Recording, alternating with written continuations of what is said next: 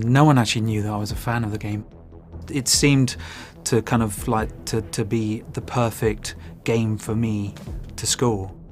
We looked around and we actually considered about 65 different composers, and one of those was Neil Davidge. He did production and composition with Massive Attack. I knew Halo from, well, back in the days when I was still a student. You know, it was almost like a movie turned into a computer game. I think a good soundtrack and the role that music plays in video games or any media is really to give the background of why we're doing this.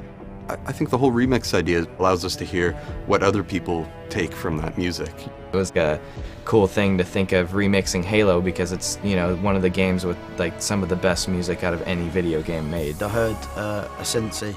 It was just dark and gritty, and it just had some like lemon face, that's what I call it. It's just like, when you listen to it, you know what I mean? What I wanted to do when we remixed Revival was take what was already there, and taking from that we added some dubstep flares, some electro flares, you hear some hip hop drums. Something about REQUEM was just like a solid sound. It was like a violin section. It was beautiful.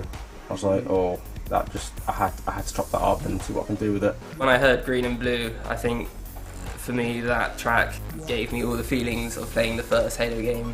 I always remembered like huge orchestral big scores, so I knew straight away I wanted to remix one of the tracks with lots of strings. And it's exciting for us to hear what people pull out and what people focus on, because it's always surprising. It's not necessarily the hook that you expect. When I choose something that remix, I actually like to choose, you know, one of the more minute parts of a musical passage and kind of turn that into the hook. Like I took the drum loop, cut it up, completely mangled it. When I listen to kind of new remix pieces, it's just very fresh. It's coming from totally different perspective.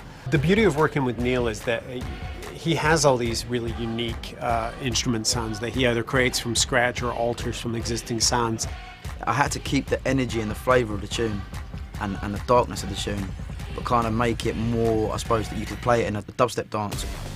You know, it's the whole challenge of bringing the whole soundtrack atmosphere into a danceable track. I sat there perfecting it, like even mixing it longer, like adjusting every little level just because I wanted it to be right. As soon as I finished it, I was like, this is it, perfect, I don't want to change anything. Take whatever connects to you and treat it as your own personal statement. I love it when people twist things, and you can mangle up the stems as much as you want as long as it sounds good. You know, you can pitch shift and time stretch and like create your own rhythm. And I would say definitely listen to every little bit of, you know, the samples. Think about what you can use and think about how you can use it. I used to enter these remix contests 2 years ago.